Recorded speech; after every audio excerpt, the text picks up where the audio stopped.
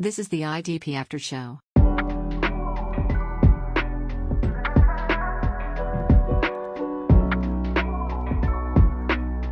You said you got the 106, was that correct? Yep. Awesome. So I don't know if you see it this way, but I kind of see it as like a tier of 5 defensive linemen at the top of the draft. Were you fortunate enough to get one of those guys, or did you have to settle for someone else? I was not very happy when I got the 106. I figured I would be stuck with Roquan probably, but someone took him ahead of me, so I ended up getting Max Crosby. That's awesome too. I feel like Max Crosby, like, I don't know if I have a huge preference between any of the guys in that top tier, but if there was a guy that I would love to have, Max Crosby is definitely one of those guys that I feel super, super safe about. I don't really see much of an injury risk for him. He has an extremely high snap floor. So Max Crosby, I feel like at the 106, man, I'm already kind of nervous. I feel like you're going to get that 500 before I do. For me, I had the 111, and I definitely did not have any chance of getting one of those guys in the top tier, but I didn't want to take a linebacker either. And so that next group of defensive linemen of like Aiden Hutchinson, Brian Burns, Hassan Reddick, Jalen Phillips, I was kind of looking at one of those guys, and Hutchinson and Burns went before me. So I was really looking at Reddick and Jalen Phillips, and I was really hoping that I could get Reddick and Jalen Phillips. And I figured it was more likely that Phillips fell than Reddick did. So I took Reddick. Now, Phillips did not fall. He went immediately after. So I had to settle for Kayvon Thibodeau at the 202. But all the way down to the 207, who did you end up getting there? What was your kind of thought process there going into your next pick? Well, there really wasn't much thought process because I got super lucky and got Jalen Phillips at the 207. Oh my goodness, dude. Should never happen, but very fortunate. Okay, so I'm very nervous. You started off your draft with Max Crosby and Jalen Phillips. I should have just quit the draft if I saw that. I don't think I was made aware of that until quite a bit later, but that already sounds like a start that is going to be in contention for one of the best in the entire tournament. So let's go ahead and jump on into the third round now. Who were you looking at the 306? Well, I ended up taking Bobby Wagner. It was kind of I saw it as kind of a dead zone where there was a huge tier of running back or of linebackers that I wasn't super interested in all of them, but I knew I had to take one. So I took Bobby. I started a giant linebacker run of it was like 16 of the next 17 picks were linebackers. So I was the one that started that run. So that always feels good. And I got Bobby Wagner, who has a super high floor and also one of my favorite players. Yeah, Seahawks fan Evan Ringler out here, and I got the DK Metcalf jersey up behind me in solidarity, I guess, if you'll say that's the right word.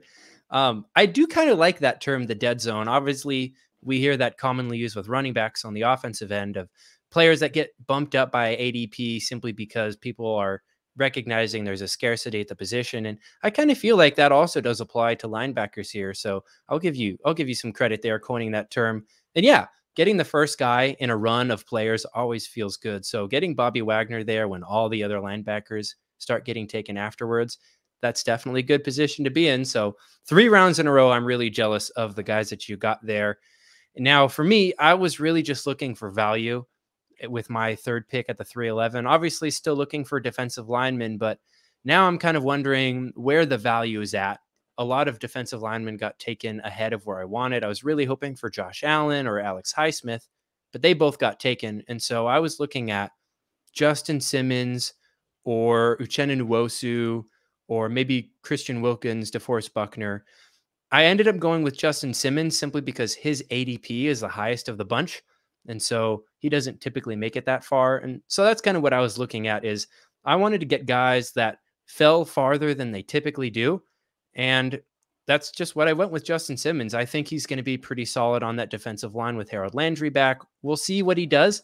I think really at the end of the day, it's going to come down to sack upside. And Justin Simmons, I know he's not dual eligible. I know he's an interior defensive lineman, but simply getting him at the 311 seemed like value enough for me. And that was basically all the thought process I put into it. Now, with the 4th round pick, right, Christian Wilkins and DeForest Buckner went immediately after that. I ended up going Uchenna Nwosu.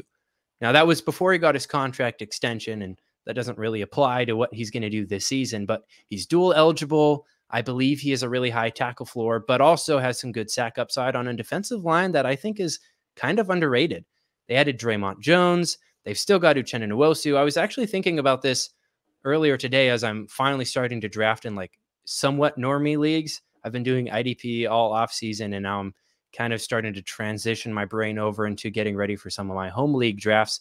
I'm thinking, what defense is a defense I want to take in the very last round? Like, what defense is kind of sneaky good this year?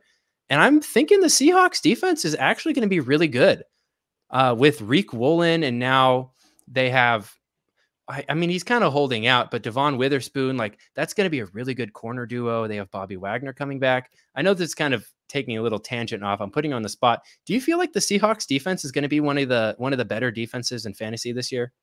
Yeah, I'm super excited to watch them play.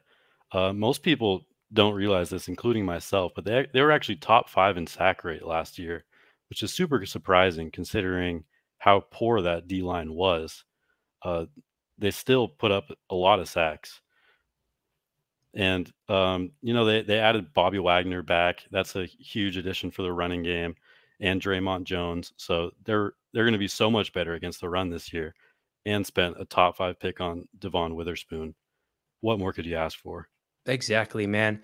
And they get to play the Cardinals and the Rams twice a year. So I feel like if you're looking for a defense that's going to get some sacks and some interceptions for some spike weeks, even if you're just streaming them, that's got to be pretty exciting. So I don't remember who they play week 1. You probably don't have that off the Rams, dome. I believe. Well, there you go. Maybe that's a good week 1 streaming defense. Who knows? Yeah. But this is an IDP podcast, so we don't need to worry about that. Your round 4 pick, right? So you started off with Max Crosby, amazing. Jalen Phillips, even more amazing. Bobby Wagner starting the linebacker run. What did your 4th round pick look like? Yeah, so I was between 2 players, Uchenna Nwosu and Jeffrey Simmons, who both were very, very good values in the 4th round. Yeah, seriously. I ended up taking Nwosu, and so that gave me 2 dual designation players, which is amazing, and 2 of my first 4 picks being Seahawks. Gotta love that. That's awesome. And I'm very jealous that the 2 players you were considering taking later on in the 4th round were the 2 guys that I had taken already. So obviously there's some great value there. How about your 5th round pick? How did the board end up stacking going on into the 5th round? Well, you're not going to like this because No. I got Jeffrey Simmons in the 5th round. Ev, that's not fair, dude. What the heck? It's not. Oh my gosh. I'm getting less and less confident about this draft the more we talk about it. So there really wasn't much thought process that needed to happen there. You just got some insane value, huh? Yep. Same thing with the Jalen Phillips pick. I had no choice there. Yeah. Well, this podcast is falling apart as my mental state deteriorates, but I do feel like I got some decent value with my 5th round pick. I went Chase Young at the 5'11". I'm not as stoked about that as I'm sure you were getting Jeffrey Simmons in the 5th, but he went later than he typically does according to his average draft position. So I thought I needed to take him, and I've kind of been sneaky high on Chase Young. He's like not a guy that I'm reaching for by any means, but I just really think the market's too low on him. I know everybody believes he's either a bust or he hasn't proven anything yet, but I just think he's been really unlucky with injuries, and he's on a really good defensive line. I feel like defensive lines that have a lot of talent have a high sack rate, and a high sack rate really helps all players have good spike weeks here and there. So I went Chase Young at the 5'11" just because I'm a believer in the location and the talent. And so after Chase Young went, I finally took my first off-ball linebacker at Dre Greenlaw at the 6'2", which is later than I've seen a lot of other people take him. I think I saw, who was that? Mike Woolert, I think, got him in the 3rd round, which I feel like is reasonable. But I took him in the 6th round because I was looking for an off-ball linebacker. I knew I needed a couple, and I think he's a really safe asset. I feel like Dre Greenlaw is like the easiest just chalk for solid tackle floor and some good spike weeks every single season as long as he's healthy. So I took him there. Pretty simple. This was the IDP After Show.